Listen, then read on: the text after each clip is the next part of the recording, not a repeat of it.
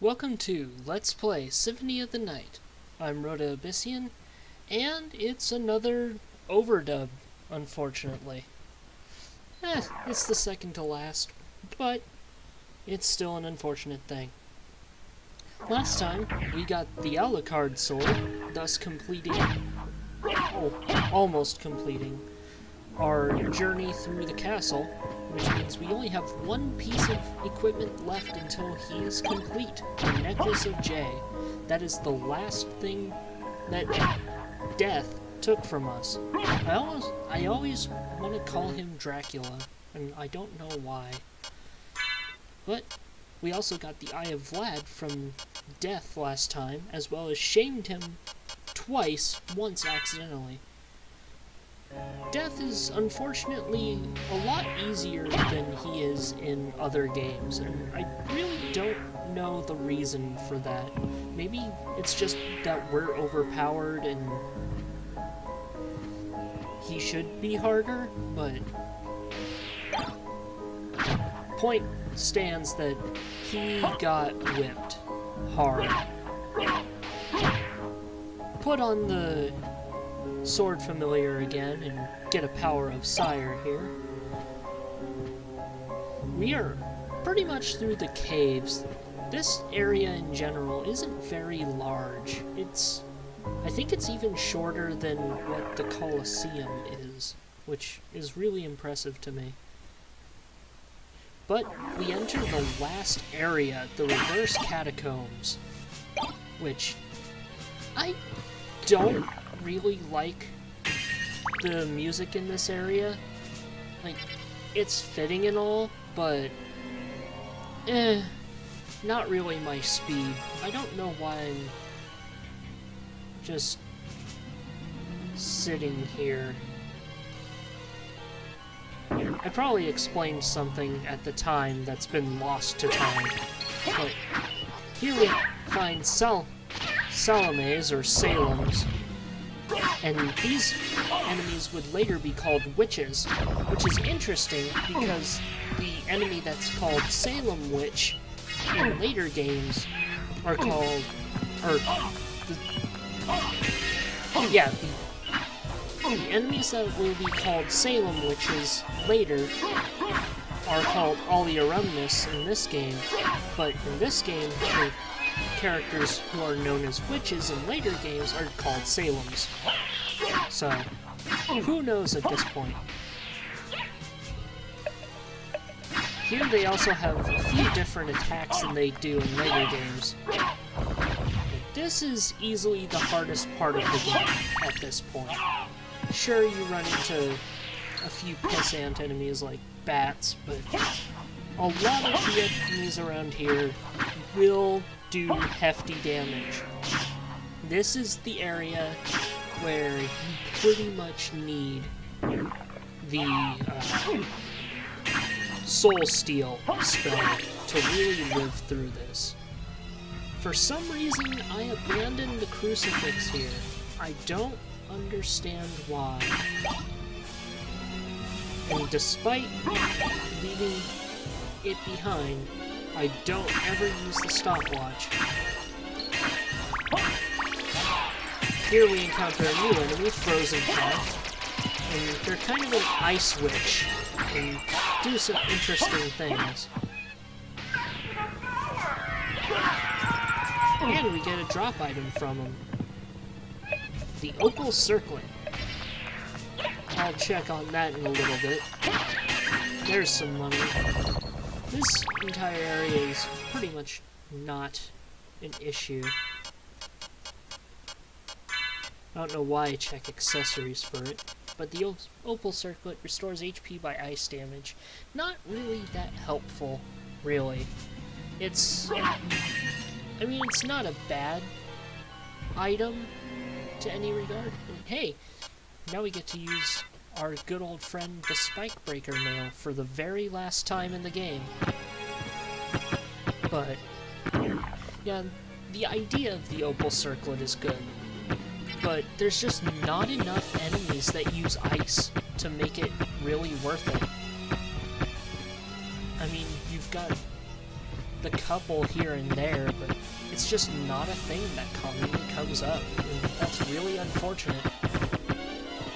It's why I don't usually go for elemental armors in other Igavanias, because whenever you use those armors, you almost never encounter the enemy that it's best against, and when you do, you're already wearing better armor. So here we've got different colored blood skeletons which have different regeneration speeds. The gold ones come back ridiculously fast. And we just got jocked out by a Salem. That's annoying. She doesn't care that the Bible goes behind her shield, which is really interesting. I'm dying and trying to use the Soul Steal spell. That's going to be a recurring theme in this episode. Trying and failing to use Soul Steal. This was me struggling against my controller harder than I've ever struggled against it before. And that's a really unfortunate thing. Also, in this game, the interesting thing with the Salems is in later games, when the witch turns into a cat, it cannot hurt you because it's a death animation. But here, the cat still hurts you, which is bullshit. Got some karma coins and some resists. Here we encountered the fastest respawning blood skeleton, the white blood skeleton. And we get a red bean bun, which is a food item. Here I put on the Crucigram again, just so I can mow down through the blood skeletons. I'll do something a lot cooler here in a second. But yeah, look how fast those guys come back. It's really impressive. I forget what's over here. Oh yeah, just an elixir and a library card. It's really not worth it compared to what was here before. Which I believe over here was Fire of Bat. Soul Steal! See, I start trying to use Soul Steal. Then I think better of it. I go back. And with the Alucard shield equipped, I put the shield rod back on. Because, if we remember, when you do damage with this version of the Alucard shield, you get health back. Which is something we desperately needed.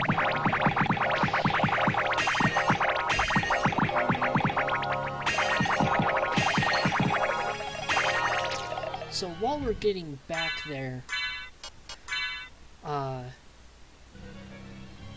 I mentioned last time how there were two different familiars that were unused in this game, but were used in other versions. And I mentioned one of those was the fairy familiar. The one I failed to mention was the nose demon. And just look at that. Holy cow. But the nose demon was... The nose demon was to the demon what the fairy familiar was to the fairy familiar. And though the nose demon did not have nearly the impact to the game that the fairy familiar did. And also we used way too much magic, and now the Alucard shield is just a shield again instead of a beat stick. So, what is the nose demon? Well, the nose demon is exactly like the normal demon. He can even press the same switches that the normal demon familiar can press. However, he is a love letter to a comedian in Japan. The creators really liked that comedian and wanted to put him in the game. And so they put a reference to him. I think they even asked him to do the voice work of that demon. And just had a complete joke of a familiar. He's a good familiar. He does all the same things that the normal demon does. He just cracks jokes while doing it the whole time. Here's the blood skeletons. Normal ones this time. And some much needed power-ups for this late in the game. Here I put the sword familiar back on. I don't think I put another familiar on in its stead, but I was done with using the Crucigram for that moment. Surprising for this point in the game, we're fighting actual normal skeletons. I don't know how to respond to that. It's really weird how they put them this late in the game, but there they are. Another shield potion, which is much appreciated, an attack potion. I don't use any stat boosting items past this point, which is really weird. I really should have considered doing that, considering a boss coming up. The Necklace of J. That is the last equipment we need to complete Alucard. And I had the Spike Breaker on that entire time. But we are now complete. We have all of the Alucard items that we came in with. It's really nice to see that you can get all of them back, and none of them are hidden behind drop rates, like I thought the Necklace of J was. Then again, it would be kind of awkward if the thing that Death stole from me you could get multiple of.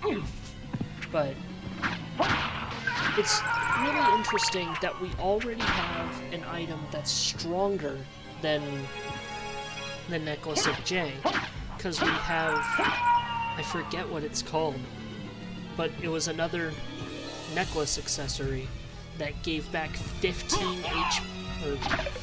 defense. And here I try to jump through there with the wolf just so I can, which is a cool idea. I never really use the wolf.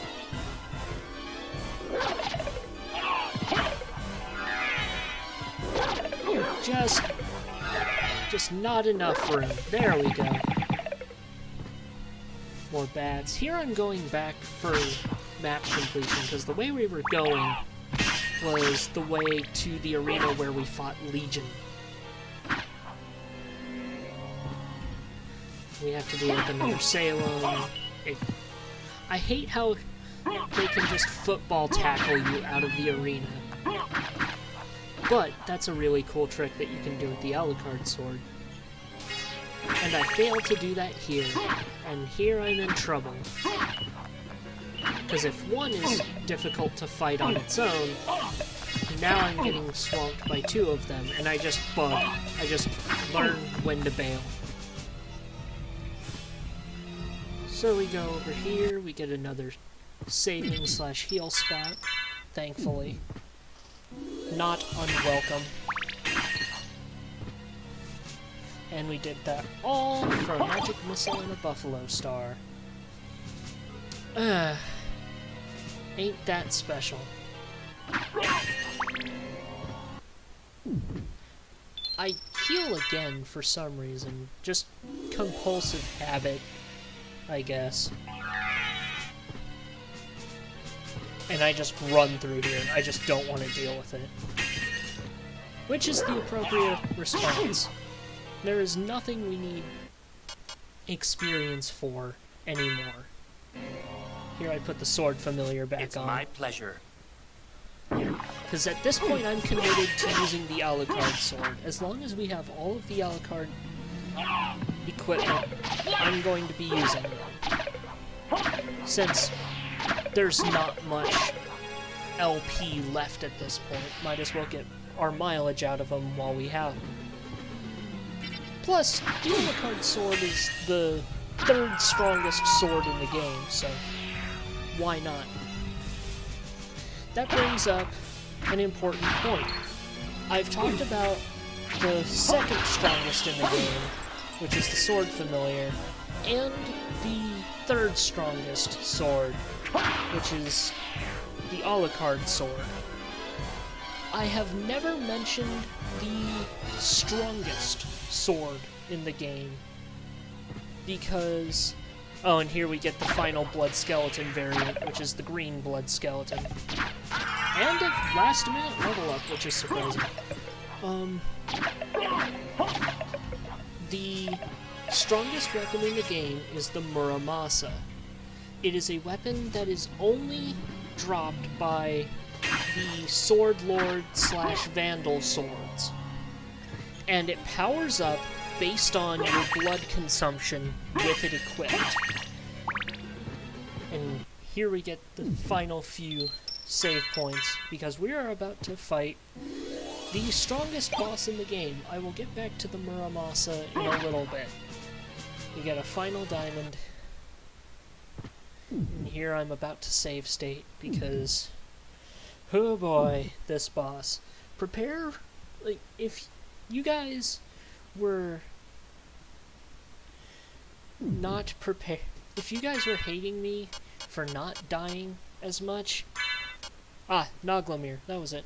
If you guys were hating me for not dying as much, prepare for a lot of death here, because this boss is not easy. Not easy in the least.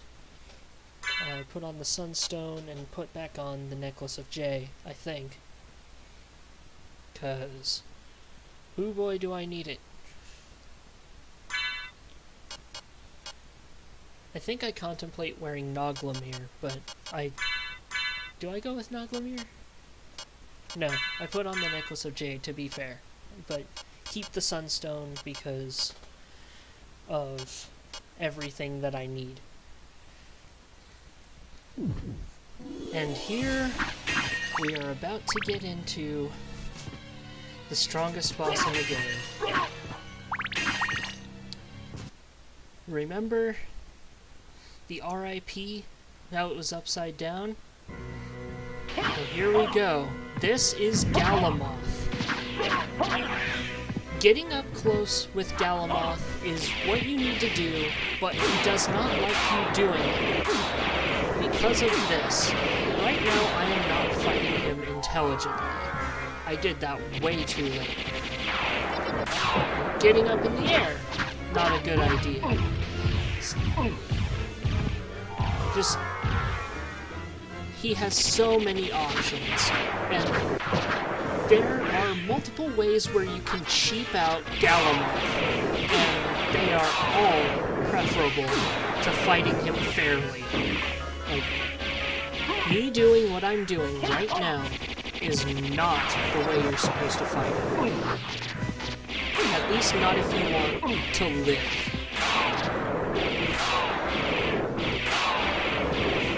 I'm impressed that I'm doing as good as I am right here, because I'm not using any of my mobility options.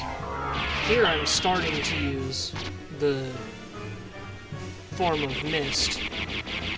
I'm thinking you can cheap him out this way, which you can't, because he shoots you, and you can't block it, and then he turns around on me. He's also not weak to Holy, which is surprising. I think he's the only boss that isn't weak to Holy. Here is the fast-running trend of trying and failing to use Soul Steel because my goddamn controller hates me. And that would have been a perfect time to use it, too. And anytime I use Soul Steel, he's always off screen, which is just insulting to say the least. Ugh. This fight did angering things to me. And I'd like to say that I raged at the beginning of it, but it more just made me kind of stress and just empty inside. Like, there were no happy thoughts during this entire fight. I was so nervous because I wanted to beat Galamoth first try, and I thought I could, but that does not happen at all. And Galamoth has so much health. Fuck that attack. Fuck that attack in particular, because it just cherry taps you. And here's where I contemplate using items, and I end up not. I never use an item in any of these fights. And that's probably to my detriment. It's definitely to my detriment. Who am I kidding? I have honor, damn it. And I've never used an item in any other boss fight. So, it is possible, but it is not recommended. I'm also not using the strongest armor that I could be using for this fight. The elemental resistance is handy. Having that elemental resistance on the Alucard mail really helps, because otherwise that attack would really hurt. Again, I try to use Soul Steel, and it just isn't working, and I can't understand why. The controller I use is a special edition R2-D2 variant of an Xbox controller, and it's wired, but the D-pad is still pretty bad on it, despite it having a normal shaped D-pad instead of the D-disc. But just, it's inexcusable how much it is dropping that input now. And apologies for the weird particle effects, like how pixely things will get here. I don't know what's up with that. I think it's something to do with EPSXE just not liking being recorded. And again, I use Soul Steel when it doesn't matter to use Soul Steel. It matters, but... And here's me really contemplating using an item, and I just... No. I just don't do it. God help me, why don't I do it? But I just don't do it. I think that I think my thought process is that I think that he's close to death, and that I can just wait him out. And here's me running out of magic. God, I cut it so close to. I think he actually was close to death, which is the tragic thing, and then he just boots me. That boot is so fast. And there's the weird effect where it's supposed to melt and it just doesn't. And I skipped the game over screen.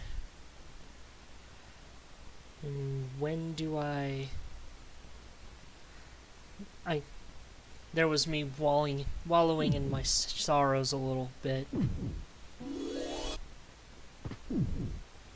And I don't know why I set the save state the way I did, because I'm going in here and I haven't put on the equipment that I had. See, I'm taking way more damage than I was just before this, and I haven't noticed yet. But here I have. Here's where I actually start to notice.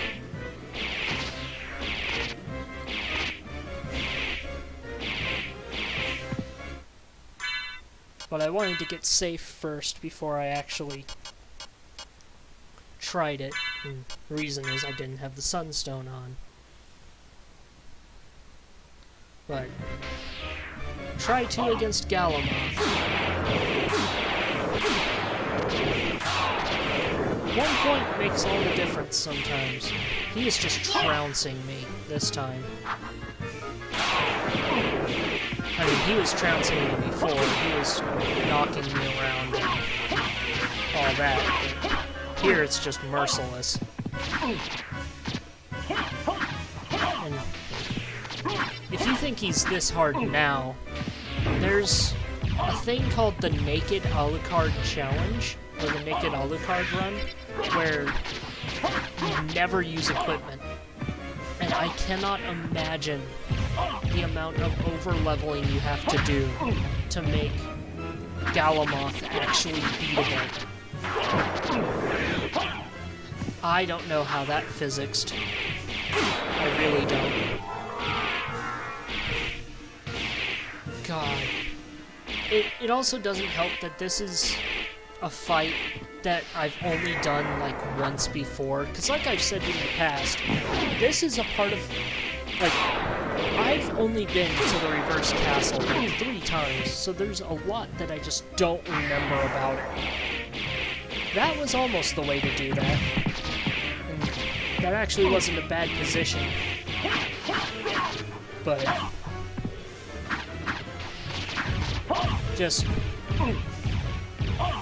here's me just unable to avoid that. I really hate this fight. It's so hard. Like, there was me actually trying to use Hellfire and getting Dark Metamorphosis. If that isn't insulting, I don't know what is. At least this time I have enough room to dodge this attack. But now that he's doing it, I'm too far away for him to hit me with anything else, so he'll keep doing it unless I move. That was probably the best position I could have hoped for, and there was me trying to use Soul Steal again.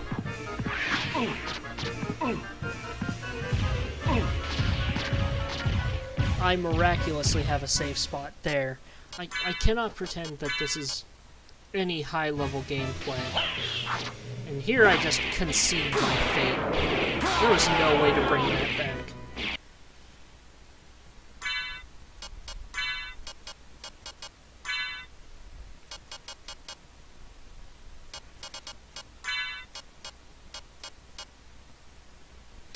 There was me telling myself I wasn't going to use Noglamir, I was going to use Necklace of J, and here's me practicing Soul Steal, because I'm sick of getting Hellfire when I mean to Soul Steal.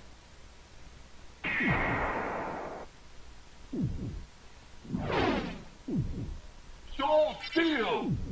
I think I practiced doing it 3 times. Soul Steal! No, I do more than that. Soul Steal!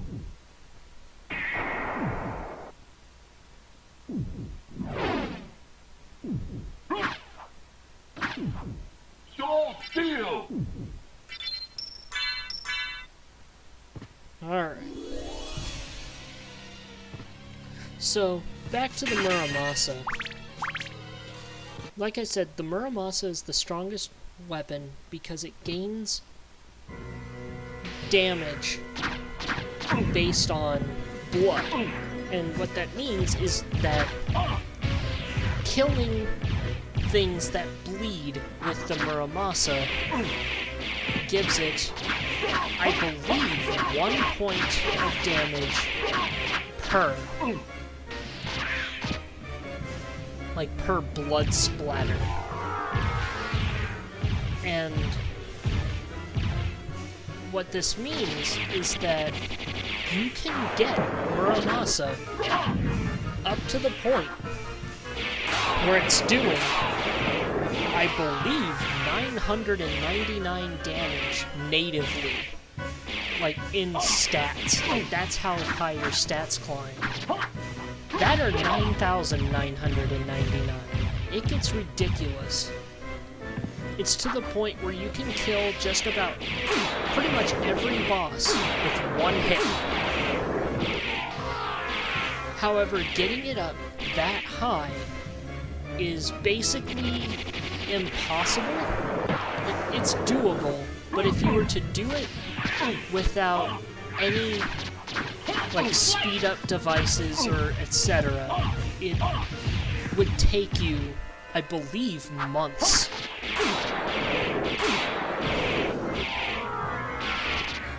Like, so much that the in-game counter will no longer count. It takes you that long. You will no longer gain experience, etc. It's bad news. But you will have the strongest sword in the game. So for that alone, its ridiculousness is beautiful. And you can get it as early as the clock tower, and you will continuously have the strongest sword in the game, as long as you boost it up. I forget if this run was successful. I don't think it was, because I'm pretty sure I stopped just after I beat Galamoth. And there's still 10 minutes left. Yep, I died pretty fast that time. At least it gave me time to talk.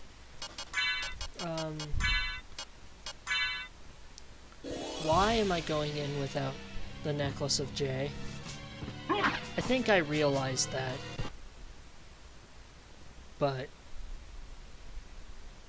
another thing I said that I would talk about really early on was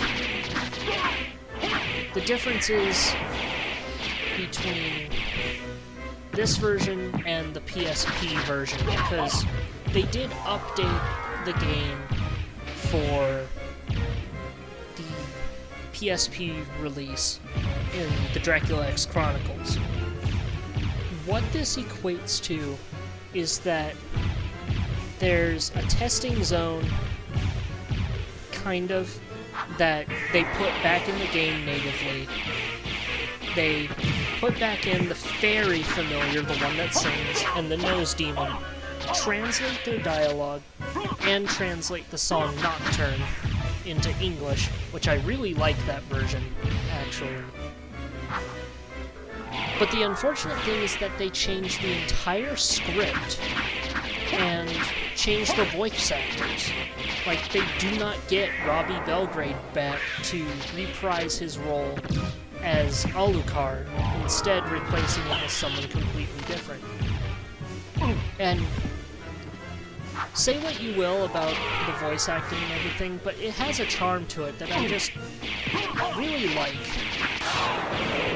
And here's where I realized that the Necklace of J isn't on. That was a really good move on my part. I'm actually playing really good here. I think this is the run where I actually kill Galamoth.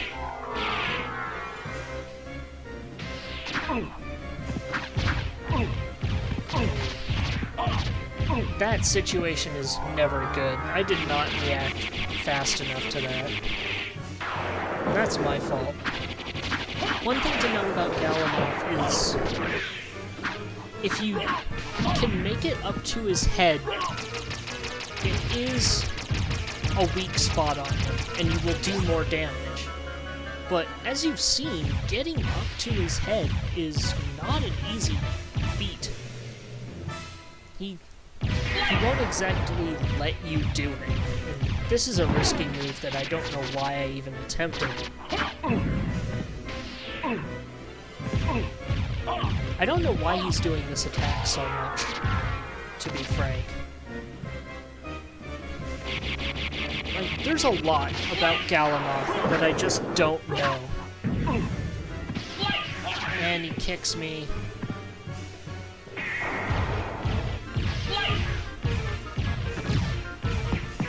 I do like the amount of invincibility frames that Hellfire gives you. It's just really, really satisfying.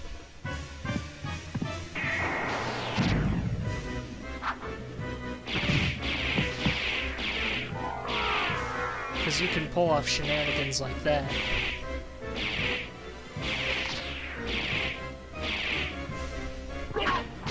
Based on how well I'm doing, I think I do actually kill him, despite weird physics like that. And yes, Galamoth is dead. And he falls apart like the bastard he is. Seeing that is really satisfying. And all he gives you is a life max-up. The final one you will ever see out of a boss, because he is the last boss. And of course, I have to show off how you can take him down easier. And so here's the run I believe that I use the Crucigram with.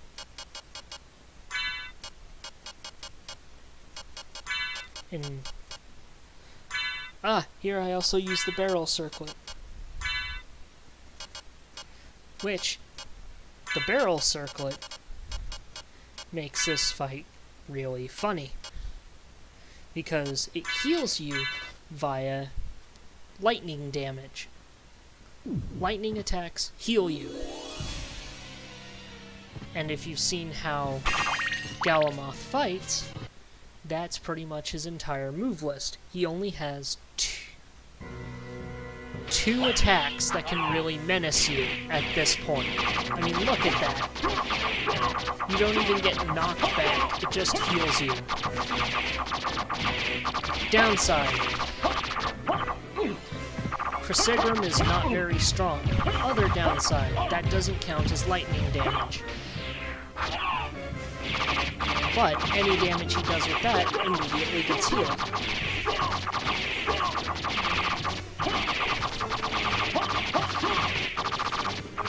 So it pretty much boils down to how long can he outlast your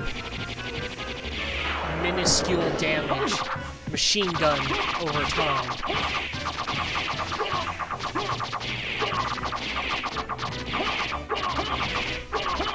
This is not the fastest way to take out Galamoth, but this is how effective the Crucigram is at fighting Galamoth, which is what I set out to show.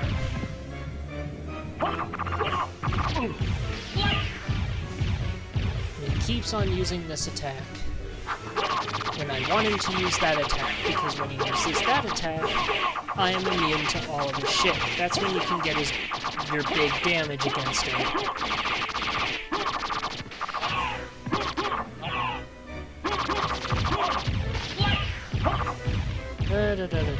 Come on. He should be about dead. Yep. There he dies. And here's the way to kill him the most efficiently. Because I did this out of curiosity. If it'll activate. There we go.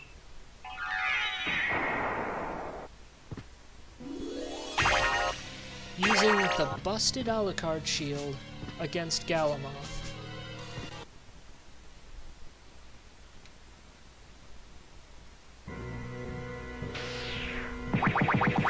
Look at that damage.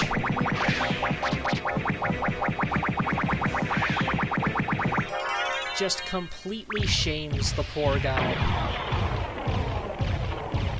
I don't even feel bad. He's super hard. Having an easy way to kill him makes all the world of difference. So we go over here. And what is our final prizes? A heart max up, a life max up,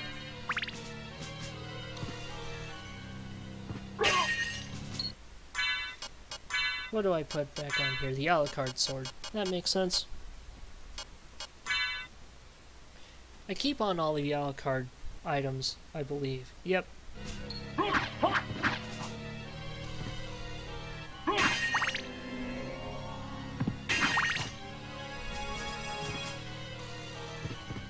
The Ruby Circlet, and the Gas Cloud, the final talisman, which makes the Form of Mist actually do damage.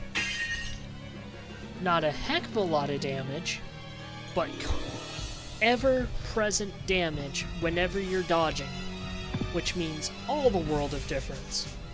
It actually makes it really viable for escapes, because now you're not only escaping, but you're also doing damage. And with that, pretty much the entire castle is complete. Couple of spots that still need to be filled in hindsight, but our victory is almost at hand. Next episode is the finale, and we will see just what it has in store. It's been a long ride, so I thank you. I'm Rota Abyssian, and I'll see you in the next one. Cheers.